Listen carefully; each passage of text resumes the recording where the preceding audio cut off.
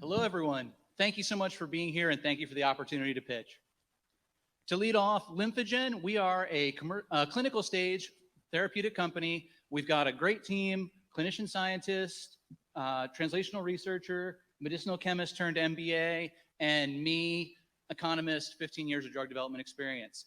What we're trying to do is repurpose an FDA-approved asset to treat lymphedema, a chronic, degenerative, debilitating disease. It's high burden disease. The overall prevalence right now is about 5 million patients. It's a very protean disease. It can manifest in multiple clinical formations, as you can see, most commonly affecting women who have survived breast cancer, and has both severe immediate symptoms and really severe long-term consequences, which in rare instances can include death. As of right now, there are absolutely no effective therapies. The standard of care is decongestive physiotherapy. It's massage and compressive bandages. There have been several preclinical clinical development failures. Microsurgery can be effective, but is difficult to access and doesn't always work. So our molecule of interest, our lead molecule, is 9-cis-retinoic acid. It's a vitamin D derivative. It's been on market for about 25 years. We've got really good safety data on it. What we've found in progressively scaled up small mammal molecules is that it can actually prevent lymphedema and, as I'll demonstrate here, reconstitute a functional lymphatic system. So lymphedema is caused principally by surgical injury. So there's damage to your lymphatics, and then subsequently lymph fluid accumulates. 9-cis-retinoic acid actually, again, reconstitutes functional lymphangiogenesis and addresses both the underlying elements of the pathology. You'll get both lymphatic sprouting, you'll get durable solid lymphatics that are not just growth, but purposeful growth, and then you'll also see really good lymph clearance. The total addressable market is quite large. Overall, about 2 million people will be diagnosed with cancer this year, about 3/4 of whom will receive surgery. And of those folks who get surgery, over 250,000 new patients will develop lymphedema. Again, the most common affected population is women who have survived breast cancer. We've developed a really good patient profile. People who are obese or have received specific forms of therapy, for instance, axial node dissection, or been exposed to radiation therapy and treatment of their cancer, are the folks who are most likely to develop the disease. And we've got a guaranteed commercialization pathway that, thanks to the Women's Health and Cancer Rights Act of 1994, that if we can demonstrate effectiveness, by law, insurance companies that provide mastectomy services to women with breast cancer also have to cover the concomitant therapies, like us. Our development timeline is ambitious but robust. We've got a pretty modest fundraising ask overall, but we're hoping to quickly transition into proof of concept studies. And we're going to, as best we can, work with really good CROs, CMDOs to outsource as much as we can. That said, to summarize, so it's a high burden chronic disease for which there are no effective therapies. We've got a really good IP strategy. We've licensed our technology. We've got an excellent founding team, and we welcome your questions.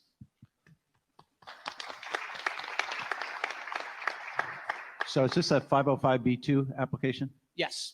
Okay, and then second question is, are you planning any reproductive toxicology?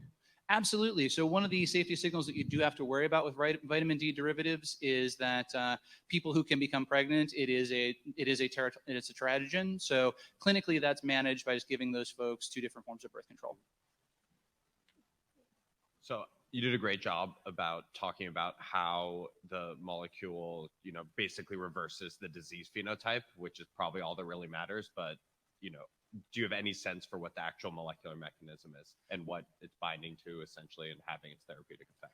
We do, and unfortunately I didn't have time for it, but happy to talk. So our CMO is actually it's his lab that has the multiple R01s that have funded the preclinical development. And so we've got a really good understanding within the RXR pathway and FGFR how this effect is exerted in a molecular level.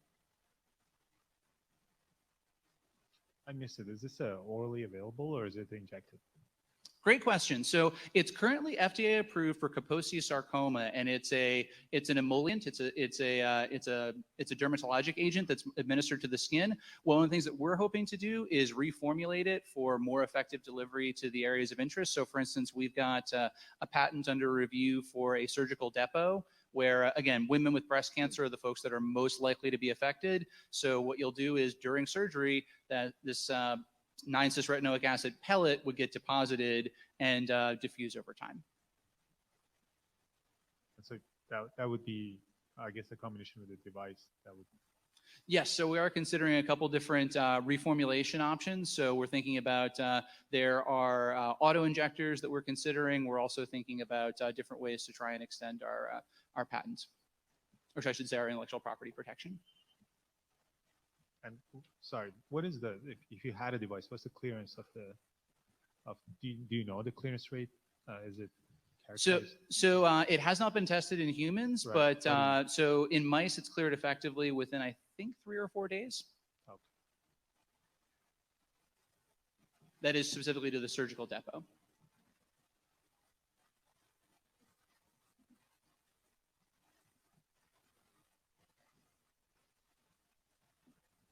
Can you give us an idea of the next steps in terms of what you have remaining in humans and other studies that are coming up? Sure. So actively right now, we've got, we're currently engaged in seeking SBIR funding, and we're hoping to do our first proof of concept study starting in Q4, early Q1 of next year. We've got plans to do an investigator-initiated study, and then most directly, we are working to consider some reformulation options beyond what we've just described to also, again, try and further protect our intellectual property. But you mentioned there's a patent filed. Is that, what's the runway on that? Because it was licensed, right? You mentioned. Yes. So the runway is, I want to say, about 8.5 years as of right now. Is that a method of use patent? So USC is the folks from whom we're licensing the method of use patents, but we are seeking composition of matter as well. Didn't you say the drug's already on market and approved? Yes, so we are aiming to change the chemistry of the molecule to seek to again strengthen our intellectual property position, and it's a bit of a balancing act. It's part of why we have to figure out what's best next. So then it's not 505(b)(2), right? It wouldn't be. It wouldn't be a new Well, molecular entity, right? Well, so yes, if we pursue the creation of a new molecular entity, we'll have to do that. But 505(b)(2) is a persuasive option, provided we can convince folks that we can actually do it in a timely fashion and justify the return on their investment. I'm not saying it's a bad option. I'm just saying if you modify it, it have to be an NME, right? So. Oh, you're absolutely correct. Yes. Yeah. Who's patent counsel? So we have counsel. We've secured counsel, and we're also working with folks actually through Wilson Sonsini. So.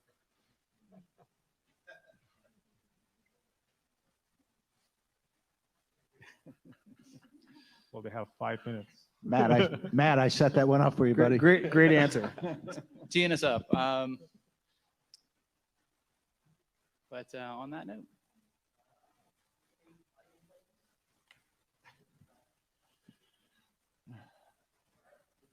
Cheers.